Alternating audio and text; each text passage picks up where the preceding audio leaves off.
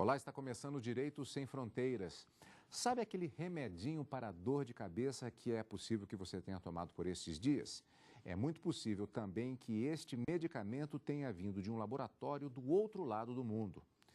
Qual o caminho que esses medicamentos tomam até chegar às nossas mãos como pacientes e consumidores? Mesmo os controles rigorosos existentes em todo o mundo fazem com que, em diversos países, o consumo de medicamentos falsificados se torne algo preocupante. E pesquisas da Organização Mundial de Saúde colocam em alerta as autoridades. Controle de medicamentos é o tema do Direito Sem Fronteiras desta semana.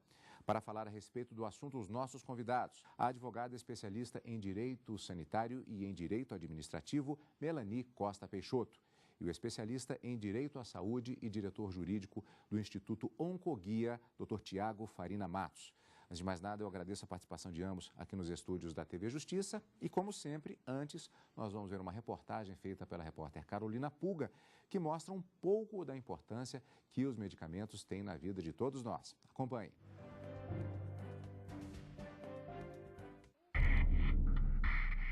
Eles fazem parte da vida de muitos brasileiros. Alguns usam no tratamento de doenças. Tomo remédio para pressão, né? Eu tomo remédio para tireoide. Para colesterol. Pressão, diabetes e colesterol. Outros na busca de um corpo esteticamente perfeito. Eu estava acima do peso, né? Você sabe, mulher um pouco vaidosa e quer ficar mais bonita. Há ainda aqueles que recorrem a uma prática ilegal e perigosa, o uso de medicamentos falsificados. Segundo a Organização Mundial da Saúde, cerca de 20 a 25% dos medicamentos comercializados no mundo todo são falsificados e pelo menos a metade dos remédios vendidos na África são irregulares. Na tentativa de conter a pirataria aqui no Brasil, surgiu o Sistema Nacional de Controle de Medicamentos. Com a ajuda de uma tecnologia avançada, a Anvisa consegue rastrear os remédios desde a fabricação até as prateleiras das farmácias. Uma forma de fazer com que os produtos vendidos cheguem ao consumidor com mais segurança e qualidade. Mas todo cuidado é pouco. A Anvisa alerta os consumidores para evitarem a compra de produtos piratas. Só tomar medicamentos com receita médica. Nunca comprá-los em feiras ou camelôs. Exija sempre a nota fiscal e fique de olho na embalagem. Observe a data de validade, número do lote e registro.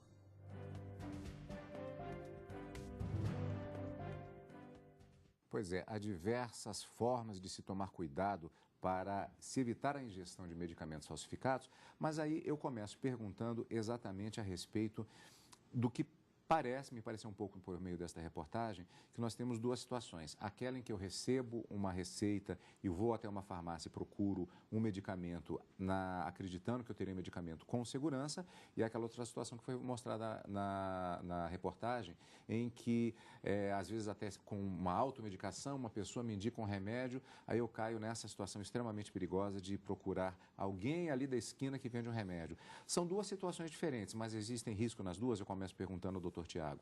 Sem dúvida que existe, e quando a gente fala em falsificação de medicamentos, eu acho que vale a pena também a gente ampliar um pouco esse cenário, não só para medicamentos falsificados, mas também aqueles medicamentos que são contrabandeados, aqueles medicamentos que circulam aqui sem registro na Anvisa. Hoje existem, o transporte de muitos medicamentos é feito em carro forte, porque medicamentos custam muito caros. E aí eles acabam sendo um prato cheio para pessoas mal intencionadas, por um mercado criminoso que vai acabar assaltando aquele carro forte, aquele lote, e comercializa num câmbio negro. E obviamente que vai comercializar por um preço muito mais baixo do que o preço de mercado. Essa é uma forma que também tem que ser muito combatida pelos órgãos de vigilância sanitária, porque toda a administração e o encaminhamento, a forma como ele vai ser mantido, pode ter uma diferença no efeito em que esse medicamento vai produzir no organismo do paciente. Então, todo um cuidado com boas práticas de fabricação, de armazenamento e de transporte tem impacto nesse cenário. No que diz respeito aos medicamentos falsificados, a internet também é um outro canal importante de compra desse tipo de medicamento. E o que existe muito hoje, até essa pesquisa da OMS, ela destaca, são procuras por medicamentos para disfunção erétil, principalmente, anabolizantes para pessoas que vivem aí em busca de um corpo mais bonito. E esse é um mercado que tem crescido muito, né? Em países desenvolvidos, por exemplo, o grande problema é essa entrada de medicamentos por meio de compras pela internet, né? Essa é uma grande preocupação. E as pessoas ficam muito vulneráveis, porque muitas vezes não é que o medicamento não vai fazer efeito, mas os próprios falsificadores acabam introduzindo naquele produto substâncias tóxicas que provavelmente vão causar um efeito colateral, e esse efeito colateral, inclusive, é interessante para os falsificadores porque dificulta a identificação de que aquele é um medicamento falso. Doutora Melanie, por exemplo, uma situação muito comum, que é possível até que o telespectador tenha algum vizinho ou um amigo que tenha passado por essa situação, em que alguém diz assim, nossa, eu tinha um problema, surgiu um problema de uma dor, por exemplo, em uma articulação, e me indicaram um remédio maravilhoso. E se você for pegar aquele remédio adquirido dessa forma ilegal, o que na verdade ele contém é um anti-inflamatório extremamente potente e forte e que acaba podendo gerar efeitos sérios colaterais. Esse é um tipo de situação muito comum também. Isso. A questão da pergunta, né, em relação ao controle do medicamento em relação à receita, né? Isso é uma preocupação de saúde pública que vem de muito tempo. Desde a época em que a primeira lei de vigilância sanitária foi editada, já existia essa preocupação. Comprar mediante receita médica. Mas aqui no Brasil, infelizmente, isso não ocorre. As pessoas, elas não querem se submeter a tratamentos médicos, primeiro porque elas, muitas das vezes, não têm condição de arcar com um tratamento médico. E essa situação, às vezes elas visualizam aquele pequeno comprimido, acho que aquilo ali é tão inofensivo, então qual o problema que pode me gerar? Essa questão, por exemplo, dos analgésicos, a Anvisa já lançou diversos alertas em relação à questão da úlcera pelo uso indiscriminado de analgésicos. Isso tudo sem receita médica. É uma forma de controle? É uma forma de controle. Mas a questão de saúde pública, ela vai muito além disso, né? E eu visualizo, do ponto de vista da falsificação, uma questão que eu acho que é muito mais de educação da população, né? Existem falsificações que são tão gritantes e a população, ela não se dá conta disso, né? As embalagens, muitas das vezes, elas têm um lacre rompido, que é um sinal claro, né, de que houve algum tipo de adulteração. Doutora Melanie, eu gostaria de perguntar daqui a pouquinho com relação justamente a essas formas, a esses padrões, a esses protocolos que existem, que são bem característicos para esse tipo de controle, mas antes eu gostaria de abordar, vou começar com a senhora, depois passar para o doutor Tiago, a questão específica do caminho que esses remédios fazem. Eu fiz a afirmação logo no início do programa que aquele remédio para dor de cabeça, possivelmente em algum momento ele tenha vindo proveniente de outro país, de como é possível se mapear o trajeto destas substâncias que se transformam naquele remédio que posteriormente nós vamos tomar em casa. É possível se fazer isso de uma maneira genérica? Sim. Olha, muito antes da tecnologia que nós temos hoje, né, a vigilância sanitária no país, ela se preocupou em relação a estabelecer uma cadeia produtiva. Então, aqui no país, nenhum medicamento pode ser comercializado sem ter registro. Isso já é uma circunstância de controle. Então, quando o fabricante pretende comercializar um produto, um medicamento aqui no país, ele tem que se dirigir à Anvisa, fazer um requerimento, lá ele vai ter um número, né? Ele vai ter um número de registro. E esse número de registro, obrigatoriamente, tem que estar na embalagem do produto. Aí, após esse registro, aí ele vai se preocupar em relação a estabelecer vínculos para que esse produto saia da sua fábrica e chegue até uma farmácia. E é nesse caminho que a falsificação entra. Porque, normalmente, as empresas não se preocupam em todas as etapas da cadeia, né? Desde a fábrica até o consumidor, ela passa por diversas etapas. E a Anvisa sempre se preocupou em relação a isso. Nenhuma dessas etapas pode funcionar sem ter a autorização da Anvisa. A empresa não basta ter o registro do produto. ela tem que dizer quais são as empresas que na cadeia produtiva vão participar daquele produto até entrega na farmácia. E o Brasil, ele conta com uma situação que lhe é favorável, que é a questão do SUS.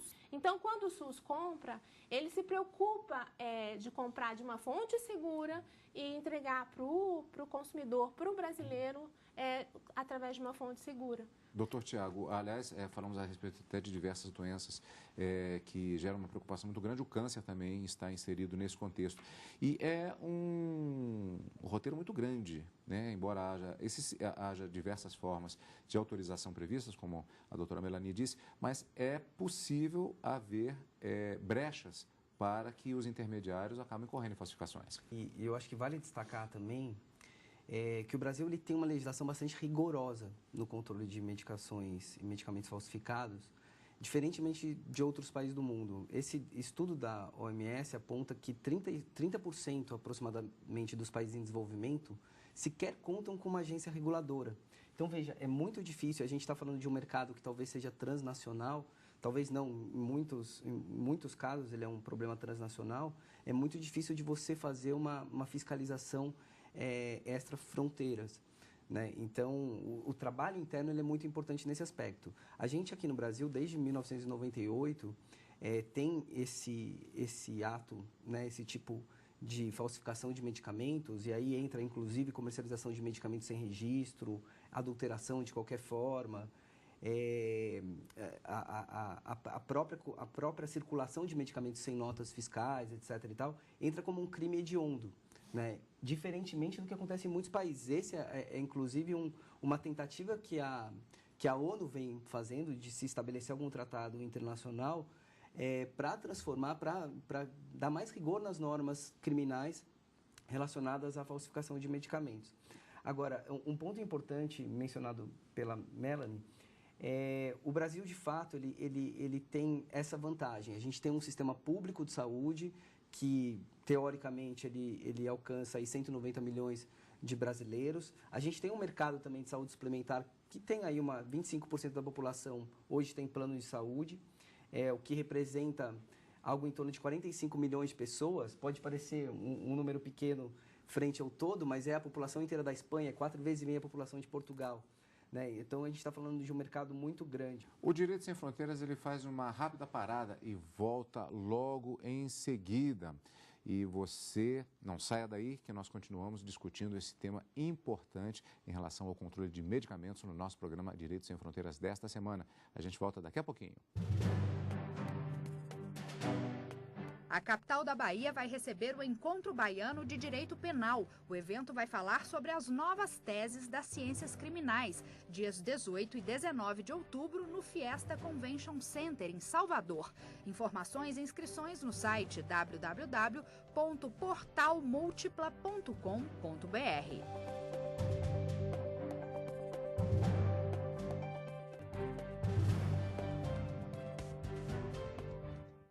Direito Sem Fronteiras está de volta. Hoje estamos falando sobre medicamentos, mais exatamente sobre o controle de medicamentos, uma preocupação muito grande que existe, até porque a falsificação de medicamentos, o contrabando também de medicamentos, são apontados como os maiores crimes transnacionais. Falamos no primeiro bloco a respeito da questão dos protocolos que existem diferenciados entre os diversos países. Então, abordamos bastante a questão do controle intrafronteiras no caso do Brasil. Mas como é que fica essa situação quando nos referimos ao controle que tem de ser feito nessa faixa de produção por outros países que, às vezes, não têm o mesmo controle de qualidade e no mundo globalizado, um remédio pode ter os seus elementos básicos colhidos num país, passa-se pela fronteira para um outro país, aquilo é produzido, é embalado em uma fábrica em um outro país totalmente diferente, por aí vai. É eficiente o sistema de controle entre os diversos países, mesmo podendo haver brechas exatamente até na própria legislação de alguns desses países onde vai se passar esse trajeto desse remédio? Esse é um problema global, né? E um problema de saúde pública. É muito difícil, e não só no controle de medicamentos, mas de outros produtos, esse controle interfronteiras, né? Isso é um problema que nem países com a mais alta tecnologia conseguiram ainda até hoje resolver. Aqui no Brasil a gente tem principalmente uma vinda de medicamentos do Paraguai, da Bolívia. Esse é o cenário que até nesse estudo foi apontado. Esse é um aspecto importante, e outro aspecto importante é o da internet, né? A internet, as pessoas muitas vezes compram medicamentos, principalmente esses medicamentos numa categoria lazer ou entretenimento, para disfunção erétil, obesidade, anabolizantes. Elas não querem, muitas vezes, se expor na compra desses medicamentos, então acabam comprando pela internet. E pesquisas mostram que 50% dos produtos comercializados pela internet são falsificados. Então, esse é um dado muito importante. Agora, esse ponto também, o medicamento, ele chega pela internet, eu faço uma encomenda de medicamento, ele chega para mim, não há como controlar especificamente nesse sentido? Se for um medicamento de venda livre, não. Um analgésico, não tem como, né? Mas medicamento sob prescrição, ele tem que vir acompanhado da prescrição. E isso tem que ser averiguado no momento da fiscalização. Só que, infelizmente, a gente vive... a população, ela acha que pode dar um jeitinho, pode trazer pelo correio, né? Essa questão do medicamento vir de fora, né? Agora, em relação a essa situação, né, das várias etapas e o produto ser feito num país, no estrangeiro, né? Assim, complementando a resposta do colega, as grandes empresas, elas se preocupam com isso, porque é a imagem delas, que às vezes é construída ao longo de anos, né? Então, ela não quer, de forma alguma, que haja qualquer tipo de problema nessas etapas. Então, grandes empresas, elas se preocupam em cumprir cada uma dessas etapas, né? Às vezes, a gente vai pagar um pouco mais caro por determinados produtos, mas a gente vai ter uma certeza de um ganho em relação à saúde. Não que um produto que seja menos oneroso não seja satisfatório, né? Mas a gente tem uma segurança maior em relação a produtos de grandes indústrias, porque a gente sabe que ela se preocupa. Existe uma norma que não é cumprida, mas que, se fosse cumprida, ganharia muito em relação à população. As indústrias, quando elas têm a notícia de que houve algum problema com a carga, elas têm que obrigatoriamente noticiar a vigilância sanitária. E infelizmente, isso não ocorre. Elas procuram os órgãos de segurança, né, porque a carga foi roubada, foi furtada, mas elas não noticiam a vigilância sanitária, porque isso tem que criar alertas, né? Porque ela sabe qual foi o número do lote que foi roubado, que foi furtado, e se ela noticiar o órgão central, o órgão central pode noticiar os demais. E o controle fica mais efetivo. A questão é a questão das indústrias e do poder público, mas eles têm que funcionar junto, com a polícia também, com os órgãos de segurança, com a Receita também, que trabalha de uma forma muito intensa em relação às fronteiras, né? É uma questão intersetorial, né? Isso. Ela não fica ali simplesmente no âmbito exclusivo da Anvisa, né? Ela realmente necessita... E é necessário também mais campanhas de educação. Não só para o público em geral, mas que, sem dúvida alguma, talvez seja o principal instrumento aí de fiscalização, mas também para profissionais de saúde. Profissionais de enfermagem, por exemplo, principalmente medicamentos injetáveis, eles estão acostumados a isso. Então, eles precisam ser bem treinados para identificar, não só quando o medicamento é manifestamente falsificado, mas às vezes uma caixa que está amassada, isso pode descaracterizar ali todo o efeito que o medicamento teria no paciente, né? E isso também teria que ser reportado para a Anvisa. Então, realmente, concordo completamente com você que a gente precisa ter uma atuação intersetorial. Não é uma única agência que vai fazer a diferença e resolver o problema aí dos medicamentos falsificados. E o poder falsificados. público tem que envolver a população, Sem dúvida. né? A gente não pode cobrar do poder público a fiscalização quando a gente mesmo entra nesse tipo de situação. Eu vou comprar aqui no camelô, é mais barato, mas eu vou comprar. Eu estou colaborando por uma situação que possivelmente é irregular. A chance de ser irregular é muito grande, né? E se eu tenho notícia, por que eu também não falo, não comunico aos órgãos, né? se eu verifico que um produto para disfunção erétil, que aqui no Brasil é campeão de falsificação, está sendo comercializado, por que eu não comunico isso, né?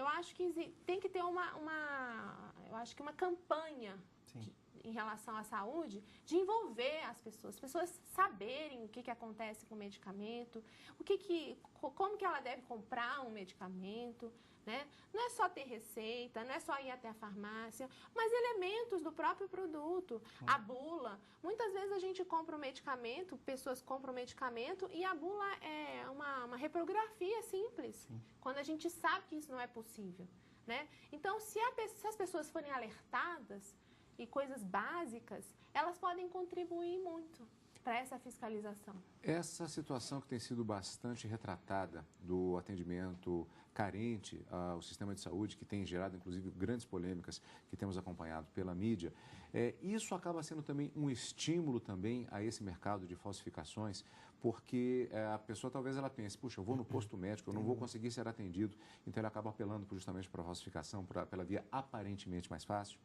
Sem dúvida. Com certeza. Sem dúvida que sim. A gente vive realmente A gente tem ilhas aqui no Brasil que o sistema público de saúde funciona bem. E a gente tem muitos lugares em que é um verdadeiro caos, né? A gente vem assistindo muitas reportagens, locais mais afastados, lá no norte, nordeste, estruturas completamente desprovidas do mínimo necessário para uma equipe médica poder atuar.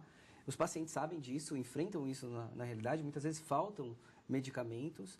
E aí existe todo um cenário por trás montado para estimular essa pessoa a comprar medicamentos que ela acha, né? Eu acredito que ninguém compra um medicamento sabendo que ele é falsificado. Ela compra achando que é um medicamento original. Mas está ali num camelô, etc. No mínimo, ele é fruto de algum descaminho em algum momento, né? Evitar-se isso seria fundamental por parte da própria população. É a orientação, inclusive, da Anvisa, do Ministério da Saúde, que se evite comprar medicamentos de camelôs, que se exija nota fiscal, que verifique a embalagem. Agora a gente tem também uma lei que a Anvisa tem tentado emplacar, que é uma lei de 2009, mas que agora que a Anvisa criou, na verdade, está criando um mecanismo de fiscalização mais efetivo, que é a lei da rastreabilidade do medicamento, né? Essa forma de você identificar em todos os momentos da cadeia de produção e distribuição da droga,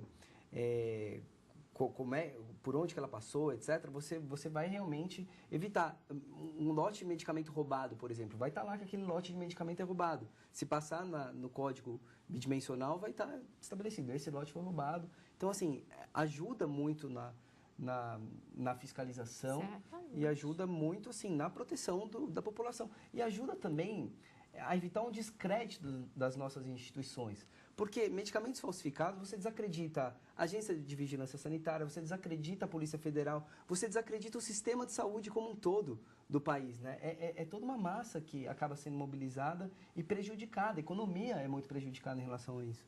Bom, o tema, é claro, ele não se esgota, é necessário uma atenção não apenas das autoridades, mas também das pessoas, do consumidor, do paciente, para que possa se evitar o estímulo, não apenas o estímulo a esse mercado nefasto, como também os riscos à própria saúde. Infelizmente, o nosso tempo está esgotado, mas eu agradeço muito a participação de ambos no nosso programa Direito Sem Fronteiras de hoje, que vai ficando por aqui. Eu conversei com a advogada especialista em Direito Sanitário e Direito Administrativo, Melanie Costa Peixoto, e o especialista em Direito à Saúde, diretor jurídico do Instituto Oncoguia, Dr. Tiago Farina Matos.